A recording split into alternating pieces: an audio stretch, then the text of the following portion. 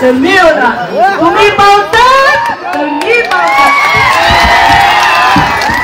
आता कोणीतरी सांगितलं की निवडणूक वेगळ्या दिशेने चालली आहे. ताई साहेब, मला असं वाटत नाही की ही निवडणूक वेगळ्या दिशेने चालली.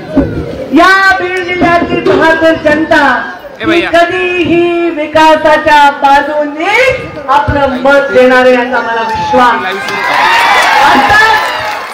आता तुम्ही सांगितलं डीसीसी मध्ये किती पैसे, 4-5 कोटी रुपये माझ्या काळामध्ये आले. बघितलं की नाही? आला की नाही विमा? आला की नाही अनुदान? मला माहिती आहे तुमची अडचण, मला माहिती आहे तुम्हाला सोयाबीनची चिंता आहे, मला माहिती आहे तुम्हाला कांद्याची चिंता आहे, कापसाची चिंता आहे. पण मी तुम्हाला वचन देते, प्रधानमंत्री नरेंद्र मोदीजींना समोर बसून या लोकांच्या चिंतांना मुक्त करण्यासाठीच मी संसदेमध्ये चाललेली आहे. विश्वास आहे की नाही तुम्हाला? विश्वास आहे की नाही? पंकजा मुंडे ही उमेदवार म्हणून लायक आहे असं वाटतं की नाही तुम्हाला? पंकजा मुंडे विकास करते वाटतं की नाही तुम्हाला? पंकजा मुंडेने कधी जातीवाद केला का? कधी धर्माचं राजकारण केलं का? आज प्रधानमंत्री मोदींनी मला ही संधी दिली आहे. बीड जिल्हा मान खाली घालायला लावणार आहे का? नाही लावणार. अरे कशाला? टॉर्च लावा सगळे.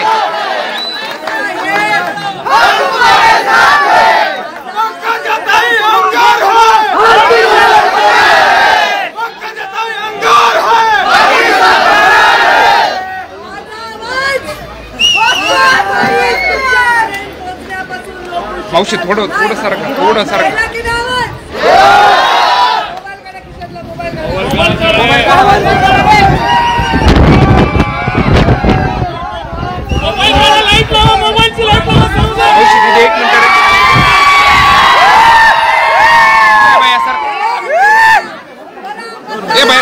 छत्री बंद कर रे, कर बंद छत्री.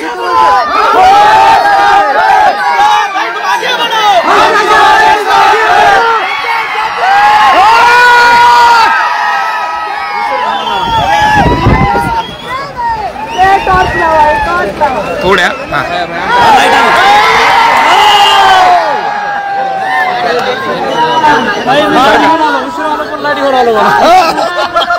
खाली बसू सारी. एक मिनिट पाऊस चालला पडेल म्हणजे दुसरा येणार नाही. छत्री बंद कर.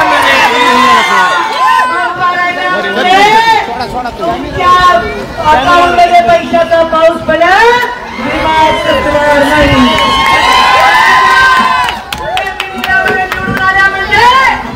या सामान्य माणसाला न्याय मिळेल त्याला कुणाच्या दारात जावं लागणार नाही.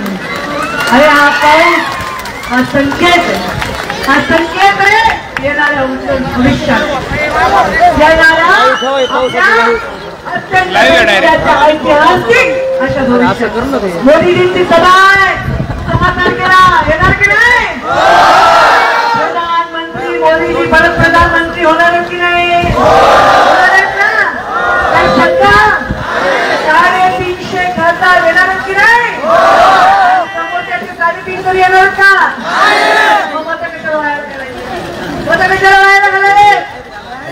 त्यांच्याकडे मुद्दा नाही. विकास पंकजा मुंडेंनी दाखवला हा सूर्य आणि हा चैत्र. तुमच्या या रस्त्यावर येत होते मी आता. कुठला कांदा होता तो राजेंद्र मस्के? काटोळा कांद्यावर आले. एवढा चालू शकतो. काय हायवे, काय रस्ते कुणी केले रे? केले. हे सगळं केलंय. तर मी आज तुमच्या समोर हात जोडून विनंती करायला उभी आहे. तुम्ही माझ्यासाठी एक गोष्ट करणार नाही का? एक निर्णय घेणार नाही का?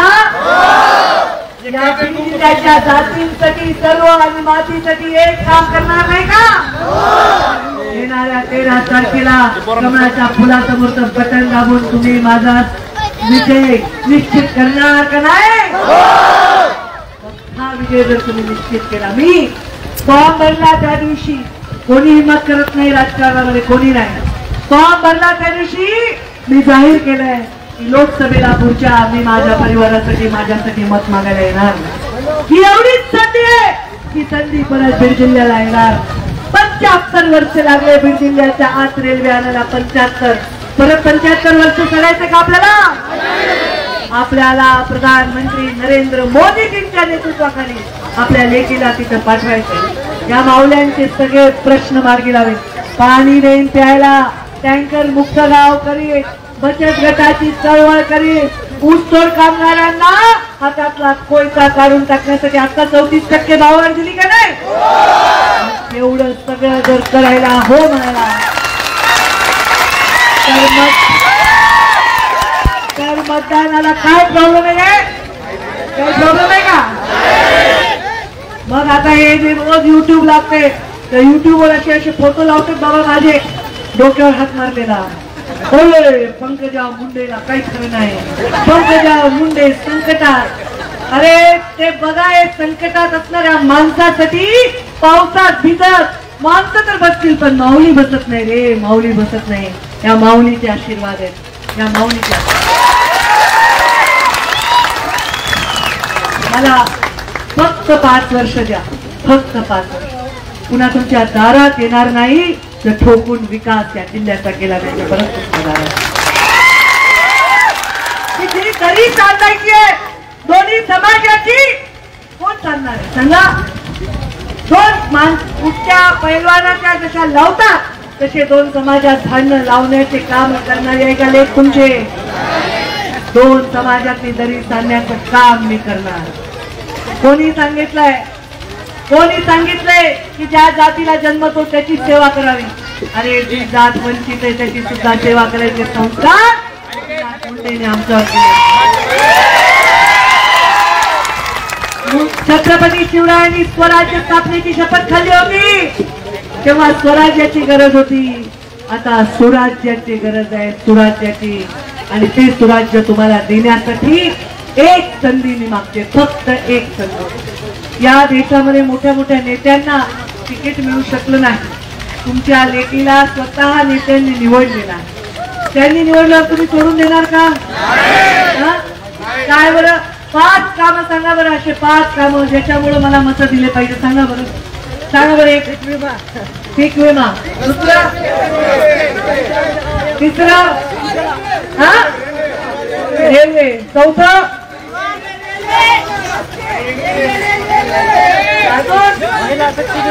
गरीब शिवाय, बचत गट. आणि मला नाही मत देण्याचं, मला नाही मत देण्याचं काय कारण? असं काहीतरी नाक कापलं असं वाटलं का तुम्हाला? एक कारण आहे. काही लोक जे उमेदवार आहेत समोरचे ते एक कारण पुढे करतील. अरे बापरे, भारतीय जनता पार्टी मुसलमानो इनसे डरो असं करतील की नाही? माझे मुसलमान बांधवांनी मला वचन दिलं यावेळी आम्ही तुमच्या पाठीशी उभ्या राहणार आहे. मी मला 10 वर्षात मानूर येथे गोपीनाथ गड आहे छोटासा, त्याच्यावर शपथ खाल्ली आहे मुसलमान बांधवांनी की आम्ही पंकजा मुंडेच्या पाठीशी उभा राहणार. कारण त्यांनी सांगितलं 10 वर्षात आम्हाला कुठलाच त्रास झाला, आम्हाला कोणीही आम्हाला त्रास दिला नाही, आम्ही तुमच्या पाठीमागे उभा राहणार. दुसरा एक विषय काढतील जात. आता जात कशी बदलता येईल? ज्या जातीत जन्म घेतला त्या जातीविषयी अभिमान बाळगायचा का नाही? महामानव डॉक्टर बाबासाहेब आंबेडकरांनी आपल्याला संविधान दिलेलं आहे आणि या संविधानामध्ये ज्याच्या अंगात लाल रक्त त्या सगळ्यांना समान अधिकार देण्याचं काम त्यांनी केलं. माझं सांगा कुणाच्या हातात, कुणाच्या अंगात लाल रक्त आहे? काय पिवळं रक्त कुणाच्या अंगात? काळं, निळं, लाल सोडून काय आहे का? आपण सगळे सारखेच नव्हे, आपण सगळे सारखेच. या बीड जिल्ह्याचा विकास करताना मी कधीच कुणाचा जातीचा, पातीचा, बूथचा विचार केला. हे बूथलाच आहे का मायनस आहे का, इथं मला मतं मिळाले का नाही? अरे ग्रामीण विकास मंत्री असून एकही सरपंच मी सस्पेंड केला नाही विरोधकाचा, एकही नाही. कारण मला वाटतं की माझ्या बीड जिल्ह्याच्या प्रत्येक माणसाला सुरक्षा दिली गेली पाहिजे, प्रत्येक जातीला सन्मान दिला गेला. असं काम मी केलं. हे 5 वर्ष बीड जिल्ह्याच्या इतिहासातले पंकजा मुंडे पालकमंत्री असताना होते त्याही पेक्षा असे पुढचे असतील याचा मला विश्वास आहे. आणि माझ्या मागे एवढी मोठी फौज उभी आहे. योगेश क्षीरसागर आहे, राजेंद्र मस्के, कुंडलिक बापू आहे, आमचे कल्याण काका आहे, मागच्या वेळी पण होते, आता पण आहे. ही सगळी फौज आहे. आमचा मुन्ना, आमचा चंद्रकांत फड आहे, हे सगळी राजेंद्र राऊत, ही सगळी आता तुमचे पक्षातले सगळ्यांचे नाव एकदम मला कसे लक्षात येतील रे. आता युती झाली सगळे पवार, रवी दादा, राजेंद्र राऊत, बापू, जे कोणी योगेशजी बरोबर खास सगळे. मला सांगा बरं, माझे मत कमी होतील का वाढतील? यांना मानणाऱ्यांची संख्या मला मानणाऱ्यांची कमी झाली का? यांना मानणाऱ्यांची हाल झाली ना, मग कसं कमी होईल? एवढ्या वेळा हात जोडून मी नम्रपणे विनंती करते, 5 वर्ष ते आठवा, ते 5 वर्ष आठवून परत मला एकदा दिल्लीला पाठवा.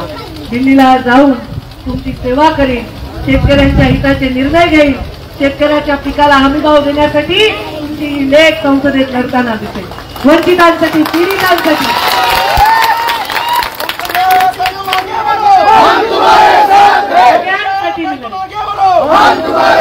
आता हे जिल्हा परिषद गटाची सभा नाही, पण जी लोकसभेची निवडणूक आहे, ग्रामपंचायतची निवडणूक नाही, ग्रामपंचायतची निवडणूक नाही, ही जिल्हा परिषदची निवडणूक नाही, लोकसभेची निवडणूक, ती उच्च निवडणूक आहे. मी मोदीजींच्या कार्यक्रमाला मोदीजींची सभा करताना आमच्या जिल्ह्यामध्ये एवढ्या मोठ्या नेत्याला बोलवायचं कशाला प्रचाराला? त्यांच्याकडनं निरोपाला प्रधानमंत्री बनण्यासाठी, लोकांचे आशीर्वाद घेण्यासाठी येत आहे. निवडणूक हा विषय नाही. माझा स्वतः साक्षात प्रधानमंत्री येणार असतील तर आपण आशीर्वाद देणार नाही? हे देणार की नाही? आता जर एखाद्याचं राहिलं असेल, काही कोणाचं काही दुखत असेल, कोणाला काही चुकलं असेल, कोणाचं काही राहिलं असेल, तर जो माणूस काम करतो त्याच्याकडूनच आपल्याला अपेक्षा असतील, त्याच्याकडूनच अपेक्षा भंग होतात. काही आपल्याला चुकलंय, राहिले तर ते करून घेणं ही माझी जबाबदारी आहे, ते वचन देते. आता हे रस्त्याचा एक तुम्ही मला अर्ज केला, नाळवंडी ते बीड आणि जरूर कुणी केलाय? आता सगळीच यादी निवडून काढतात, आधी मत द्या, झालेली यादी सांगा बरं.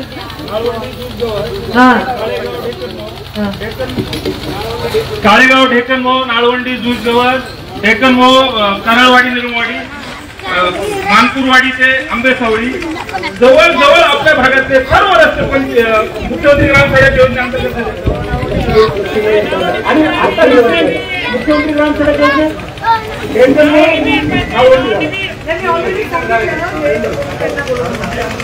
दोन रस्त्याची पण मागणी मी मंजूर करून दिली, स्वतः लक्ष घालून.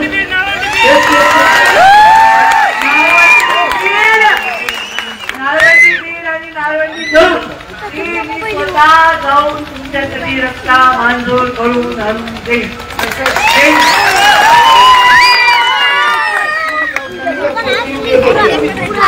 दोन्हीचा रस्ता मंजूर केलाय आणि मी काय काय मंजूर केला तर मला आठवत नाही.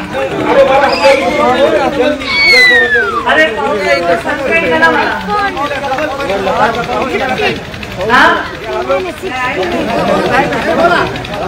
बरं, आता सगळं मी केलंय, तुम्हीच म्हणायला तुम्हाला काय करायचं राहिलंय आता?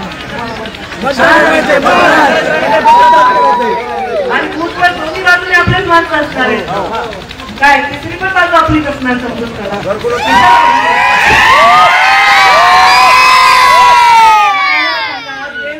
आमच्या समोर लढत होते ते आमच्या सोबत आहे, शक्ती वाढवली हो. त्यामुळे सगळे मला आशीर्वाद द्या आणि स्वतःच्या विकासाचा महामूळ मार्ग खुला करून द्या. माझ्यावर मताचा खर्च करा आणि मताचा खर्च करून ते विकासाच्या माध्यमातून परतफेड करून घ्या, अशी सगळ्यांना मी हात जोडून नम्र विनंती करते. पावसामुळे सभेला शोभा आली, पावसामुळे सभा गाजली, पण गुलाल लावून तुमचा सत्कार स्वीकारायला मी लवकरच येईल.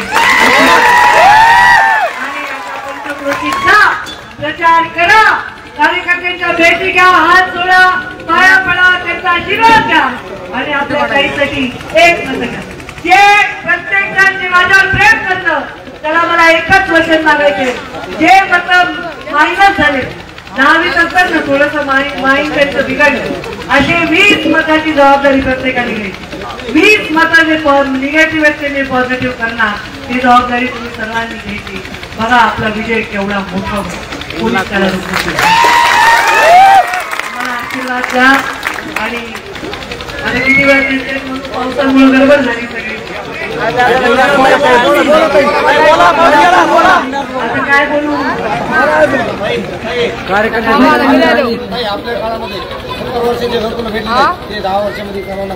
सगळं झालेलं बाळा.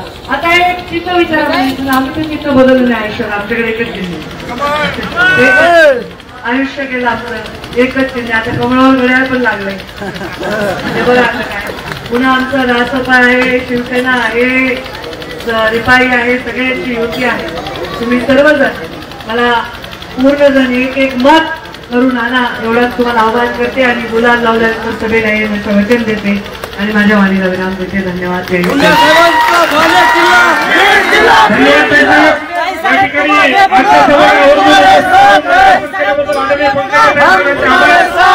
भारतीय जनता पार्टीचे जिल्हाध्यक्ष राजेंद्रजी मस्के साहेब हेही आवर्जून उपस्थित राहिले. त्यांचे मनस्वी आभार. डॉक्टर योगेशजी क्षीरसागर साहेब हेही उपस्थित राहिले. देश विदेशातील प्रत्येक घडामोडींचे लाईव्ह अपडेट मिळवण्यासाठी आता साम टीव्हीच्या सर्व सोशल मीडिया प्लॅटफॉर्मला लाईक, फॉलो आणि सबस्क्राईब करा. तसंच सर्व नोटिफिकेशनसाठी बेल आयकॉन प्रेस करायला विसरू नका.